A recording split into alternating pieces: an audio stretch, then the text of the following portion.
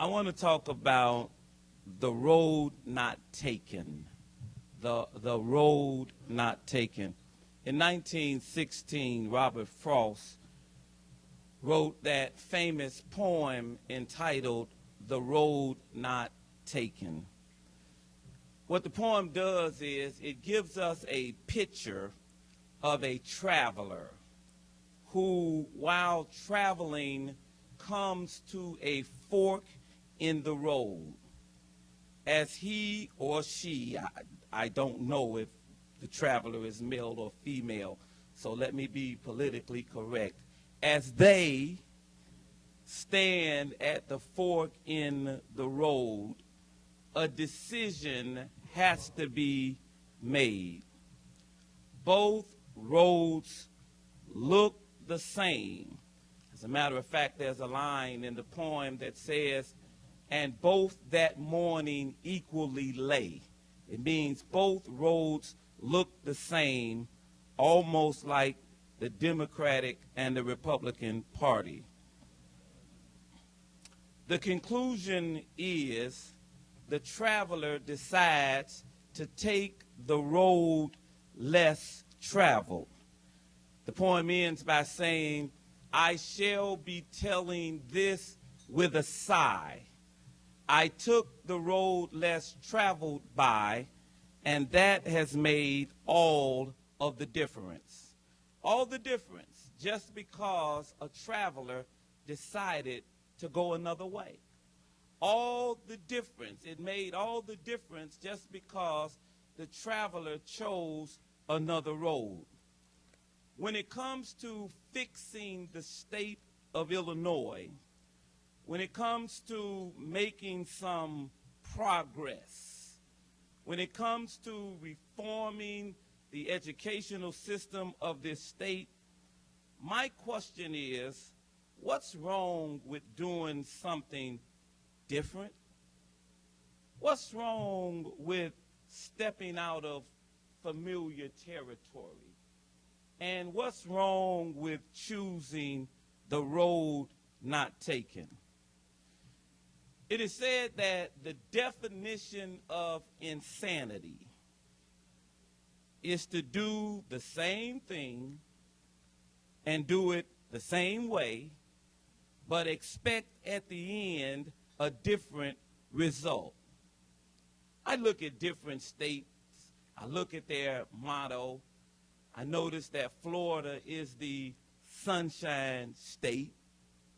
I notice that Missouri is the Show Me State. I think Illinois is the Insane State.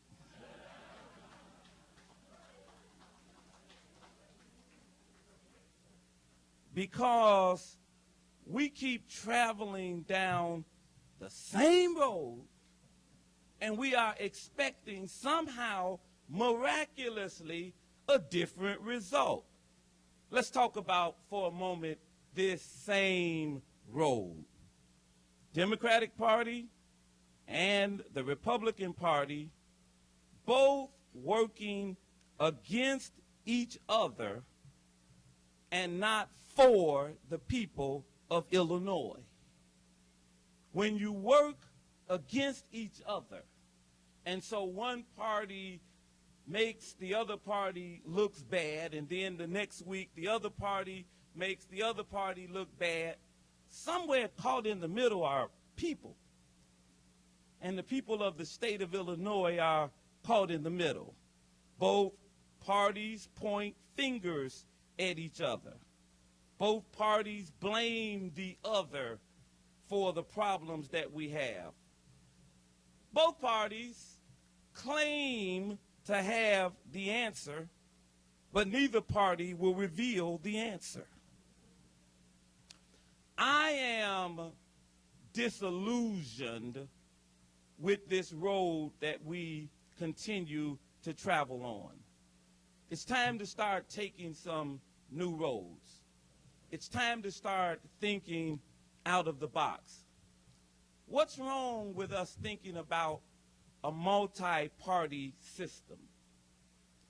What's wrong with raising up some strong independence. When I was elected to the Illinois General Assembly 8 years ago, I came in as an independent. I think if we have some strong independence, it would keep some Democrats and it would keep some Republicans a bit more honest.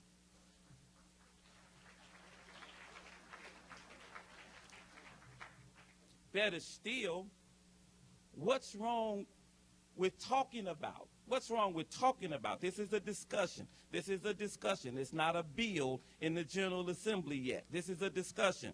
What's wrong with talking about term limits? What's wrong with putting that discussion on the table? Because now, if we have term limits, when a person goes to Springfield, they have to do the job that they said they were going to do when they got elected and then get on out of the way. As it relates to this system that we're in, both parties, we have a two-party system. Both party rule, but a neither party solution. As it relates to fixing our pension system, we're traveling down the same road. In 1994, our unfunded liability was $10 billion. So, we're smart people, intelligent legislators. Sure, we could fix a $10 billion unfunded liability. 16 years later, fast forward to today, it's $80 billion. And what did we do this year? Did we fix that problem? No. Did we discuss fixing the problem? No. We kicked the can down the road with more borrowing, and we chose the same road. I think it's just a familiar road. It's a road that we're used to. Because if I'm not mistaken, that was what we did last year. And that was what we did the year before that and the year before that. Education. I need not bore you with the dismal statistics of the educational system in the state of Illinois. I know it well, you know it well. So what did we do this year? I decided to take the road less traveled. I mean, it worked for Frost. It made all the difference with Frost. So I said, let's choose a new road. Let's choose a road that we've not traveled down in Illinois. Let's try school vouchers. Let's take the worst performing elementary schools, happens to be 49 of them, in the bottom 10 percentile, and let's give these children a voucher so that they could go to a better school. Now, we have not figured out yet how to fix the failing school that they're in.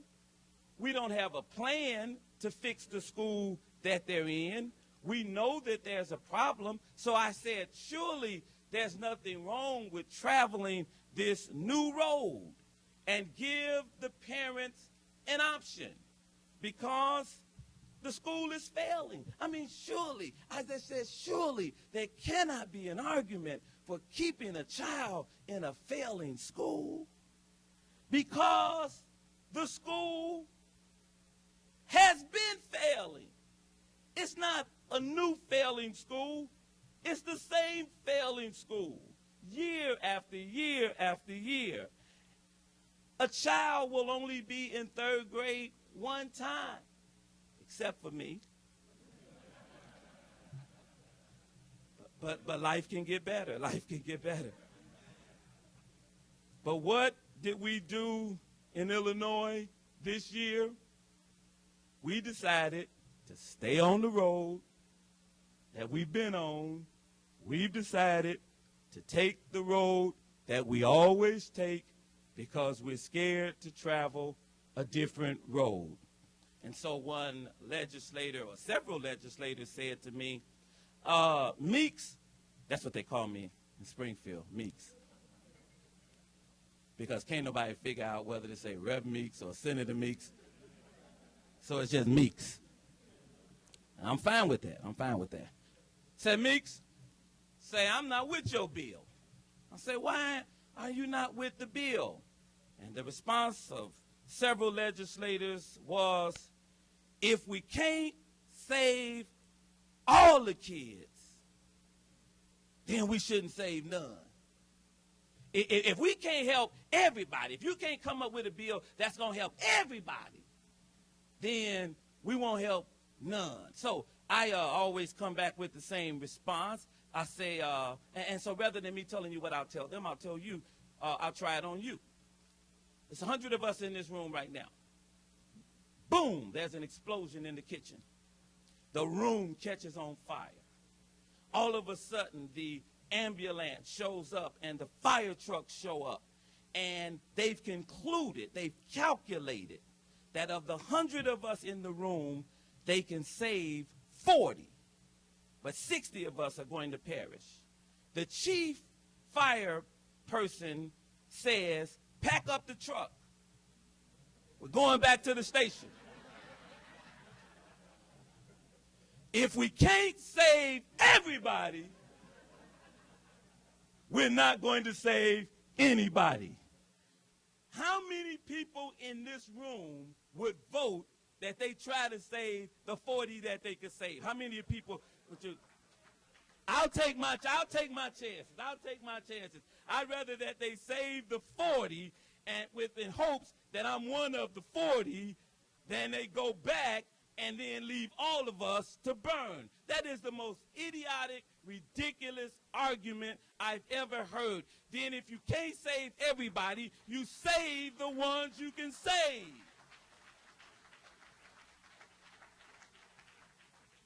All right, my time is up. It's time for us to try something new. It's time for us to try something different. It's time for us to take a new road. Or you guys are intelligent people and you guys can figure this out. Or let's change the sign that says welcome to Illinois to welcome to insane. We have a jump start. We have the I already. Or, I got a second proposal, or we should remove the INOIS in our state's name and just call ourselves ill. Because it's ill to continue going down this same road with terrible education. It is ill to each year go further and further in debt. It is ill to allow all of our jobs and all of our conventions to leave McCormick Place, to go to Orlando, because nobody wants to sit down and hold unions accountable. That's ill. It's ill to elect the same people over and over, and we're not getting any results. I say it's time to take some new roads.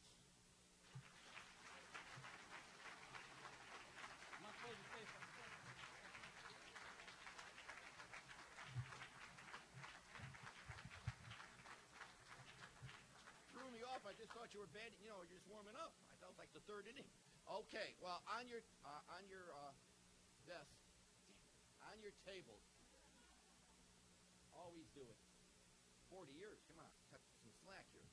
On your tables, you have a official question form. Ginny and Tweed are there. They'll pick them up and we'll give them to. I mean, that was such an uncontroversial talk. I'm sure they'll probably be tough to get questions.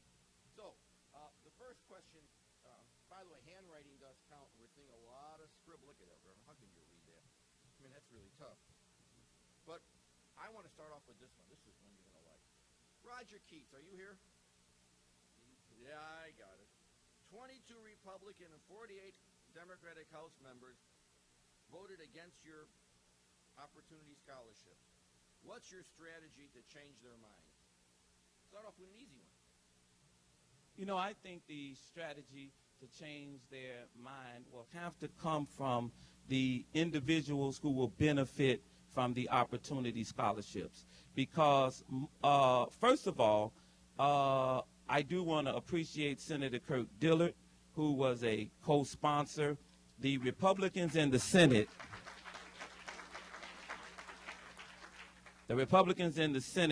actually stepped up big, and we needed the same thing to happen in the House. Vouchers have been looked at as a Republican idea, and so they understand it easier or more than Democrats. Democrats think that vouchers are an idea to ruin public education. I don't think they've got the memo. It's already ruined. And we need parents from the schools that will benefit from the Opportunity Scholarship to simply press their legislators and get them on board, because all we needed was a handful of them to be on board in order to pass it. So that will be our strategy this summer. Thanks for the question. Good question. By the way, you might have missed, Jenny, go way back there. We're beginning to generate questions. You might have missed it because I said it so softly, but we do have from the Chicago Tribune, Bruce Stoll. There he is again. I'll introduce him for the second time. Editorial page director. Now we also have Suzanne McKenna, director of the environment, who I didn't mention, but there she is, and she has a question that's around 400 words long, but I will just read the first part, if that's okay. By the way, penmanship helps, and you can't use pencil from now on. I know the environment, but cool it. Taking the road less traveled means taking risks amidst uncertainty. What risk do you advocate we take? And I'll add my question because it fits right into that. Who would coordinate the students from 49 schools going to other educational institutions? Who would pay for it? And what pressure would be on those schools, be they private or public, to take them? Very good. I don't know if I remember the first part of the question. Yeah, what risk? Vouchers is a risk. For me, the chairman of the State Senate Education Committee and allegedly a Democrat, I say that ashamedly, because I don't want to be either one of them. I just want to be a problem solver. So I don't want to be labeled either one of them. I just want to solve some problems. I was willing to take that risk. I pushed for years. The last time I spoke here around Senate Bill 750 because I was advocating for more funding for education and income tax increase. Since I knew that was not going to happen, then I advocated for vouchers because I just want those kids to get help. Now, before I introduced the voucher bill, I met with the Archdiocese of Chicago. I met with the Cardinal. I met with the Illinois Family Institute, and to find out that there were enough spaces for children before we even introduced the idea. Many people are acting as if the Archdiocese is the boogeyman because they keep saying, what's going to make the Archdiocese take these kids? Or they want to take them because they have something to prove too. They have something to prove. They want to prove that they can educate kids on fewer dollars and get the job done better than the public school system. So we already knew that there was enough spaces to take the 30,000 kids. That's the first thing. And was there another part of that? Oh, the money. The money was going to come from the very simple fact. Right now we pay $11,700 per child for elementary school children. The voucher was going to be worth $3,700. That money was going to come from the state, and then the Chicago public system would have a chance to keep $8,000 for a kid that wasn't even there. that was going to reduce the class size and provide the money, so we would kill two birds with one stone. We would have a smaller class size in Chicago, and we would have an archdiocese system and or another faith-based system that would take the kids and try to prove that they could educate the kids better than they were being educated. Okay. Change of pace slightly. Normally it's mine. Okay, change of pace slightly. We have a question here from Frank Paul. And we have a question here. I have it here. All right, and from a question from David Storage. Frank's question is, you're going to like this one. All right. Do you regret not running for governor in 2006? And Mr. Storage question is, what would it take you to run for governor again? By the way, we very rarely ask political questions at the City Club, so thank you for your indulgence. Well, when I was at the commercial club, was that the commercial club? When I was at the commercial club, somebody stood up, and the second question was, what would it take for you to run for governor? And I said that it would take the people in the room with money to come to me and say, why don't you consider running for governor? And what was the other question? Do I regret it? Let me tell you this now. If I had run for governor, it's not a joke, this is the truth, Rod Blagojevich would not be on trial Thursday. Because if I had first of all, if I had to run for governor, I would have won. And it would have been my Senate seat to decide who to give it to. And so we wouldn't have had all that controversy. So he's the biggest loser for me not running for governor. And, I don't regret not running. I regret what this process has morphed into. I thought that this was a system of honor and that people would actually honor their word. I was going to run for governor against the governor, Rod Blagojevich, at that time because we wanted to improve the school system. We wanted to put $2 billion a year into the school system. He came to my attorney with his attorneys and said, we have a plan to sell or lease the state. It was the lottery or something, or the tollway or something. And it'll get $10 billion.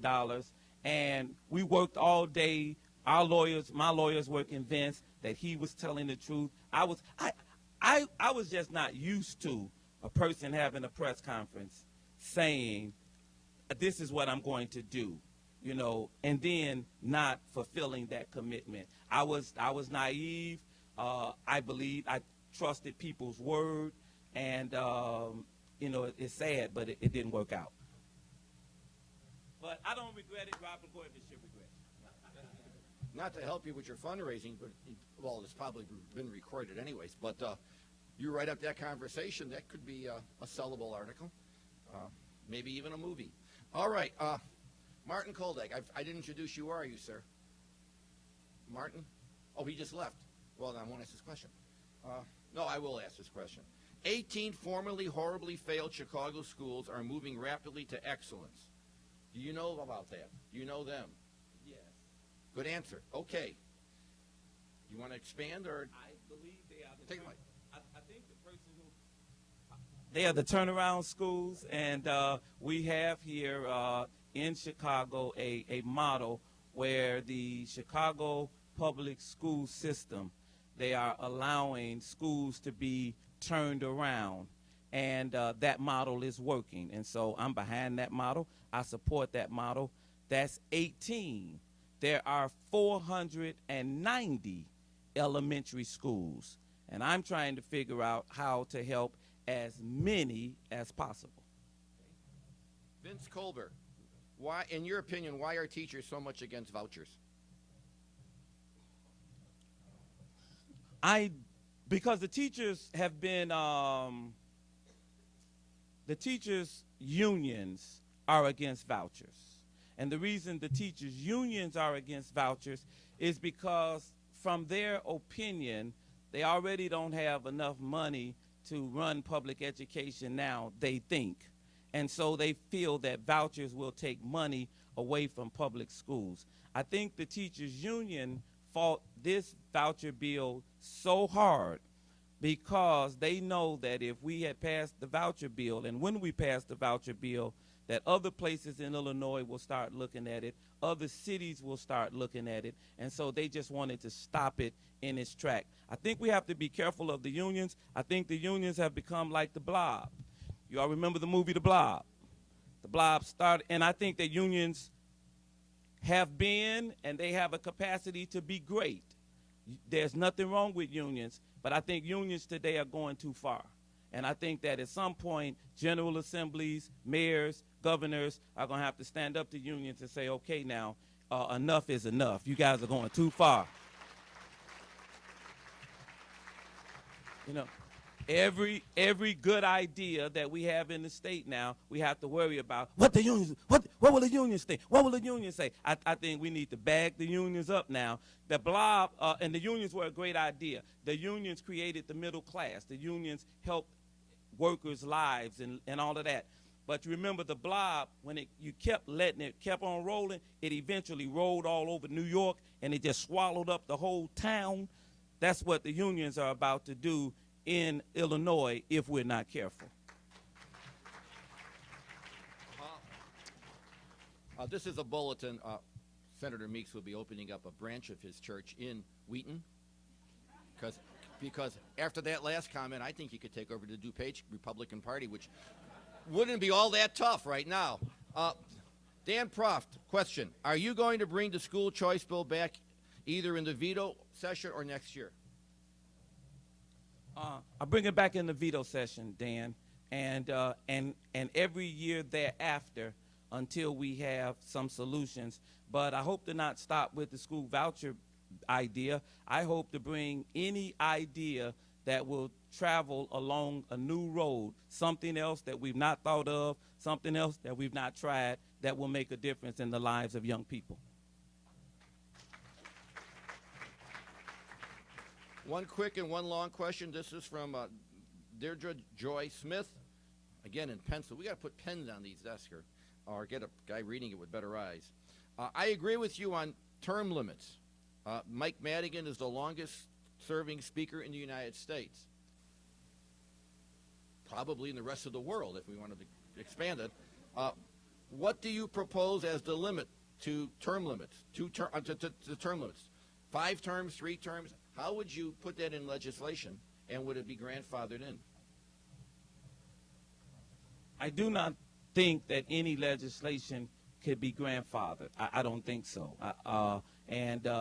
Generally, whatever the terms of your election was when you are elected, I think that that's the same. That's just like now we've taken away a cost of living, but I don't think that you could take away cost of living for people who've already been in office. So I don't think it could be grandfathered. I think we'd have to come up with a number. 10 years. If the number is 10, the number is 10. 10 years is long enough to get anything done. Or 10 years is long enough for us to discover that you don't plan to get nothing done. So I say 10 years. Man's on fire here. Last question. There's a lot of repetitive one. This is from Lori Green. Green? Glenn. I just see those names. I just say Green automatically. I'm sorry, Lori. Lori Glenn.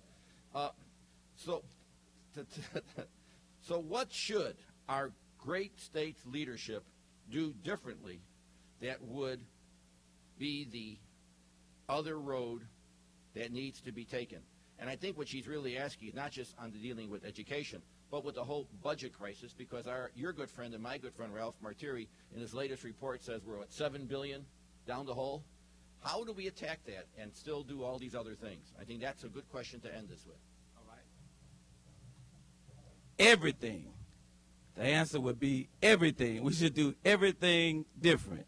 Now, the Republicans suggest that they won't agree with a revenue enhancement, new name for income tax increase, revenue enhancement, until there are cuts put on the table. Ralph Martiri argues that there is no $4 billion worth of cuts. So we have some Democrats who don't think that there should be revenue enhancements until cuts should be put on the table. I say we should put the cuts on the table. We keep naming these nebulous cuts on the table. Put them. Cut what? Cut what? You're gonna cut health care? Cut what? You're gonna cut education? Cut what? What are you gonna cut? Put it on the table, and let's see how much it comes up to. That's the second problem. People say we're not going to go for any revenue enhancements until we deal with the pension problem. Okay, let's deal with it. Put the idea on the table. If it's to try to bother with the benefits of current employees, if that's what we're saying we want to do, put them on the table and see what kind of traction we get. But I don't think we need to continue to talk about these things as a concept. We need to put them down. We need to let them become a concrete reality, and we need to see what it looks like, how much money it's going to save, and who has the guts to do it. I don't think people have the guts to do it. That's why you haven't seen it yet. I'll end by saying that we do not have the guts to do it, and that's why we're taking the same road.